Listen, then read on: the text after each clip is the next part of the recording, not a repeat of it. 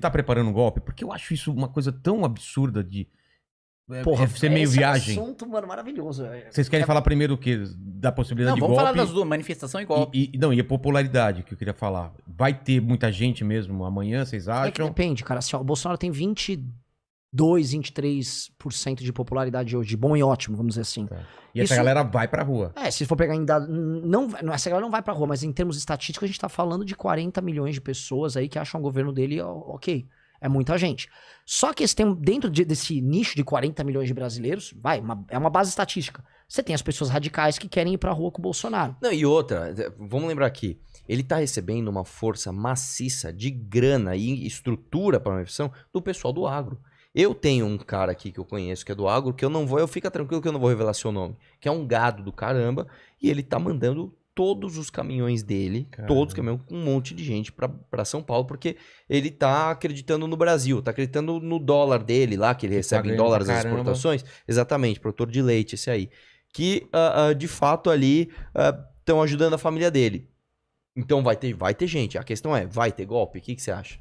A primeira coisa é, o Bolsonaro... Peraí, a gente corre o risco de golpe agora? Gente, nós estamos... Assim, o Bolsonaro... Puta, é que eu não quero ficar fazendo digressão, gente. Essa história tem que voltar em 2014. Tá. Quando a gente surgiu... Mas só pra falar do meu lado, eu tô de fora e só fico aqui no porão fazendo podcast. E eu tô... Sério mesmo, só fico aqui, né? A gente não sai daqui, basicamente é a gente aqui. Amanhã estaremos aqui, Então, depois de amanhã. Não, sempre. Tem live de 8 horas, tem 12 horas, a gente só fica aqui.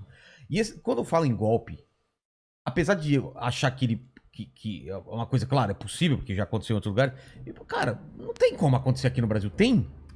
Olha, a democracia... Não, hoje em dia. Não, vamos lá. Assim, primeira coisa, a democracia no Brasil é exceção. A gente tem... Sim, a gente tá na quinta ou sexta Constituição. Sim. Entendeu? A democracia no Brasil, essa aqui tá durando bastante. A história do Brasil é uma sucessão de golpe. São vários golpes, atrás do outro. Eu sei, eu falo pelo momento atual que, cara, então, ninguém vai aceitar o negócio. Primeiro a gente tem que entender assim, pra saber se pode ter ou não, você tem que saber se há intenção por parte do autor. Primeira coisa.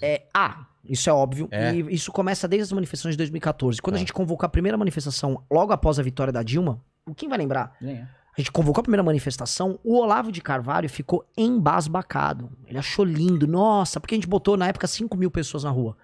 Lindo. E aí ele convocou uma live e queria marcar reuniões, e quem participou Olavo? Para falar, olha, alguns pedem impeachment, nós temos que ir para intervenção militar e uma intervenção popular. E ele veio com várias teses, em 14 e 15, defendendo que fosse dado num golpe de Estado. E ele falava e escrevia cartas para comandantes do exército, e mobilizava o Alan dos Santos, mas isso em 2015, isso era 2015, público. 2016. E foi quando a gente brigou nos chamava, inclusive, para participar de reunião, para sustentar que a gente tinha que fazer manifestação para defender golpe. Caramba, cara, que velho doido. O tempo todo. E assim, uma vez a gente acampou na frente do Congresso em Brasília, tem um filme nosso que conta a história. A gente fez um acampamento na frente para pedir o impeachment. Aí chegou a Bia Kicis, que hoje é deputada, com os doidinhos deles, acamparam do lado. Não, agora é a resistência popular. Eles criaram um movimento lá, nem lembro o nome direito, tipo isso. E o objetivo deles era no dia 15 de novembro invadir o Congresso Nacional.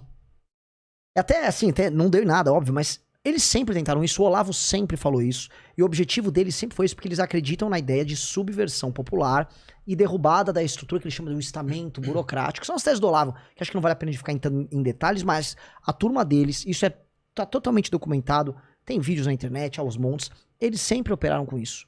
O Bolsonaro ganha a eleição, e muita gente achou que, ele vai governar com o Guedes aqui, com o Moro, vai governar com os partidos também.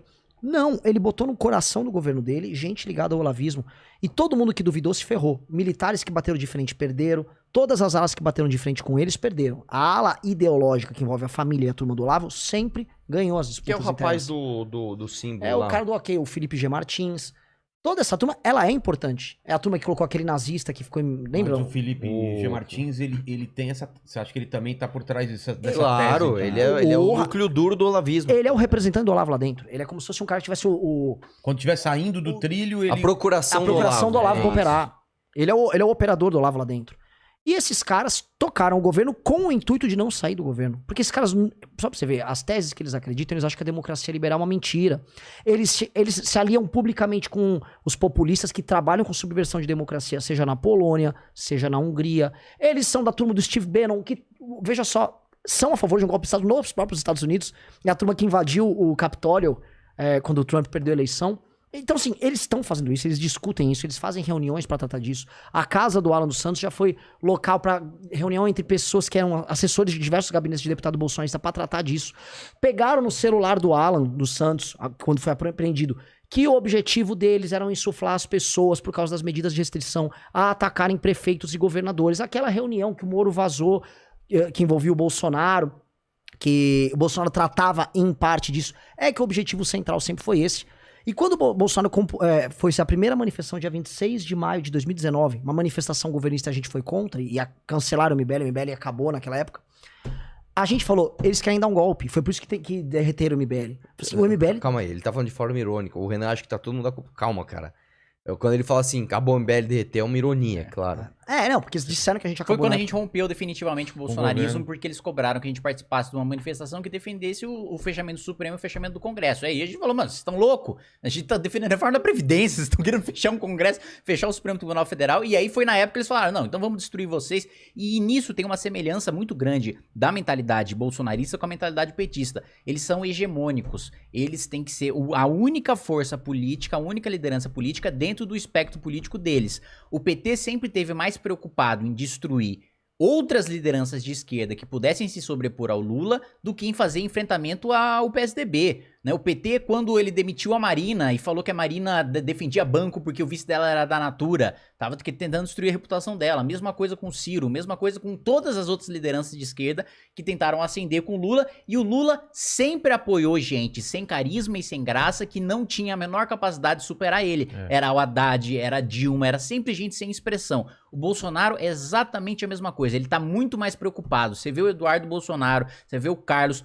falando muito mais de MBL, falando muito mais de Moro do que falando de esquerda, porque o verdadeiro inimigo dele é a dissidência interna, é stalinismo puro, é assim, a preocupação maior é perseguir lá o Trotsky. O Trotsky. Por isso que eu falei que eu sou o Voltamos Trotsky. ao É destruir a dissidência interna. E o Bolsonaro, pra mim assim, amanhã não vai ter golpe. Não vai ter um golpe de Estado amanhã. Não é momento, ele não tem essa mobilização. Eu quero que depois vocês me expliquem como que se dá um golpe aqui no Brasil. Ele não tem essa O que tem que fazer? Ele não tem essa intenção, mas Não tem essa intenção pra amanhã. Não, pra amanhã. Ah, Eu não tá. sei. Pra quem. amanhã. Não, Você pra tem essa amanhã. certeza? Eu Ele vou parece que de não vírus tem aqui. essa- Não sei. Não, mas para amanhã eu acho que não tem. Mas eu acho que É um inevitavelmente. balão de ensaio. Eu acho que inevitavelmente ele vai tentar dar um golpe de Estado. Por quê? Porque ele sabe Ele perde a que a eleição, ele sabe que ele perde. alternativa dele ao sair do poder é a cadeia. O Bolsonaro saiu do poder, perdeu o foro, Ele não falou perdeu. que ele só sai... Perdeu o morto. Deixa eu falar outra coisa. A alternativa dele é a cadeia. Se ele perde a eleição, se ele sofre impeachment, ele vai preso no outro dia. Como o Pazuello tá agora sofrendo ação penal, vai ser preso já, perdeu o foro privilegiado, Bolsonaro tacou o pé na bunda dele, vai embora. Isso é Eles possível. Se jogam se ele tá Bolso- desesperado... O Bolsonaro realmente- tá desesperado, é os filhos, ele sabe que ele era o chefe da quadrilha da rachadinha e ele sabe que o governo dele conduziu uma política criminosa na pandemia. Só explica por que ele não é preso agora. Ele não é preso agora porque ele não pode ser investigado por crimes cometidos que são estranhos ao exercício do mandato, a imunidade presidencial. Se ele mata uma pessoa antes do mandato, ele não pode ser denunciado por isso. Assim, da mesma coisa da rachadinha. Ele saiu da presidência da República, ele tá preso. O Ministério Público já apresentou prova que era gente do gabinete dele que operava, que o Queiroz foi nomeação dele, que a ex-mulher foi nomeação dele, que depois quem substituiu os líderes da esquema de rachadinha foram os assessores dele, que quem sacava os salários no início, lá 20 anos atrás, eram os assessores dele. Não, e assim, tem que ser muito burro pra achar que não. Porra, o filho mais velho faz esquema. O filho do meio era funcionário, faz esquema. O filho mais, o número 3 é funcionário fantasma do Roberto Jefferson. A ex-esposa dele operava rachadinha. A esposa dele atual tem cheque, tem umas histórias, só que ele é limpo. Aí as pessoas falam, não, todo mundo... Por que não chega no Bolsonaro? Isso é muito importante deixar claro, porque isso é o que o gado mais fala. Ah, o filho dele não é ele. Não chega nele porque não pode. Não pode.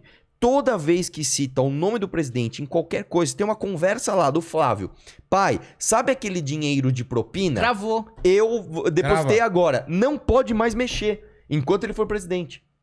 E ele sabe que ele vai perder. Você quer ver uma coisa? Pra quem tá em casa, vamos transformar uma linguagem popular. Só pra fazer um resumo do meu raciocínio. Para pra pensar. Se a alternativa ao sair do poder é ser preso, por que você não vai tentar dar um golpe de Estado? Ele já vai ser preso. Exato. Você vai ser preso de qualquer jeito. Esse não é o canal oficial do Inteligência Limitada, mas o pessoal aí tá ajudando a gente, tá divulgando. Então assiste esse vídeo, mas não se esquece de se inscrever no canal oficial. Tá no comentário ou no link, eu não sei aonde aí que tem um link aí. Vai aí.